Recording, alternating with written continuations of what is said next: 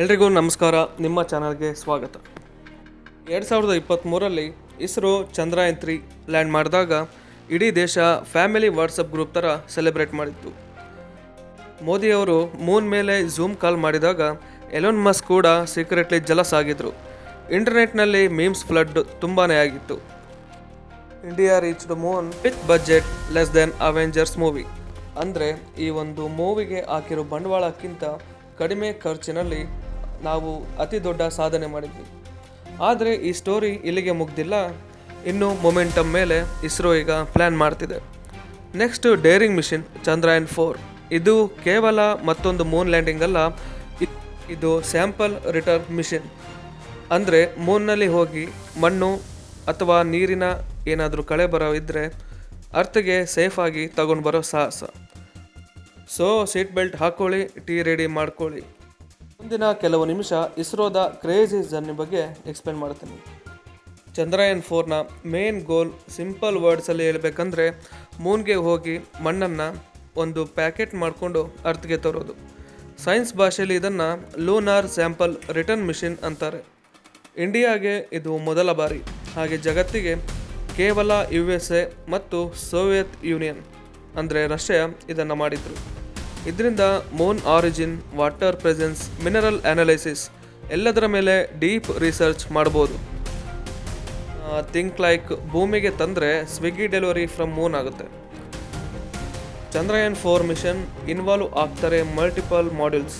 ಅಂದರೆ ಲ್ಯಾಂಡರ್ ಇರುತ್ತೆ, ರೋವರ್ ಇರುತ್ತೆ, ಆಸೆಂಟ್ ಮಾಡ್ಯೂಲ್ ಇರುತ್ತೆ, ಹಾಗೆ ಆರ್ಬಿಟರ್ ಅಥವಾ ರಿಟರ್ನ್ ವೆಹಿಕಲ್ ಕೂಡ ಇರುತ್ತೆ.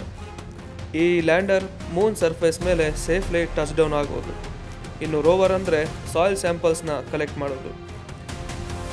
ಇನ್ನು ಈ ಮಾಡ್ಯೂಲ್ ರೋವರ್ ತೆಗೆದ ಸ್ಯಾಂಪಲ್ಸನ್ನು ಆರ್ಬಿಟ್ಗೆ ಲಾಂಚ್ ಮಾಡೋದು.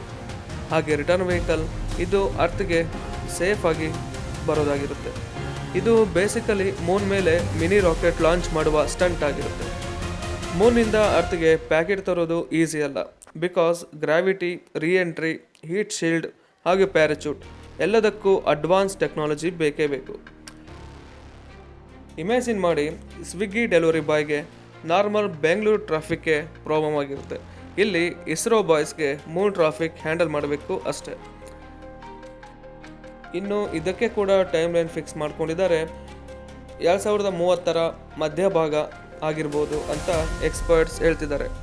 ಇನ್ನು ಚಂದ್ರಯಾನ್-3 ಎಕ್ಸ್ಪೀರಿಯನ್ಸ್ ಆಲ್ರೆಡಿ ಬಿಗ್ ಅಡ್ವಾಂಟೇಜ್ ತಂದು ಕೊಟ್ಟಿದೆ. ಈಗ ಇಸ್ರೋ ಕೂಡ ಪ್ರೊಪಲ್ಷನ್ ಸಿಸ್ಟಮನ್ನು ಅಪ್ಗ್ರೇಡ್ ಮಾಡ್ತಾ ಇದೆ. ಇದರಿಂದ ಕ್ರಯೋಜೆನಿಕ್ ಇಂಜಿನ್ಸ್, ಡಾಕಿಂಗ್ ಟೆಕ್ನಾಲಜಿ ಹಾಗೆ ಗಗನಯಾನ್ ಆಸ್ಟ್ರೋನಾಟ್ಸ್ಗೆ ಟ್ರೈನಿಂಗ್ ಕೂಡ ಕೊಡ್ತಾ ಇದ್ದಾರೆ. ಅದೇ ಡಾಕಿಂಗ್ ಸಿಸ್ಟಮ್ನಲ್ಲಿ ತುಂಬ ಯೂಸ್ಫುಲ್ ಆಗುತ್ತೆ.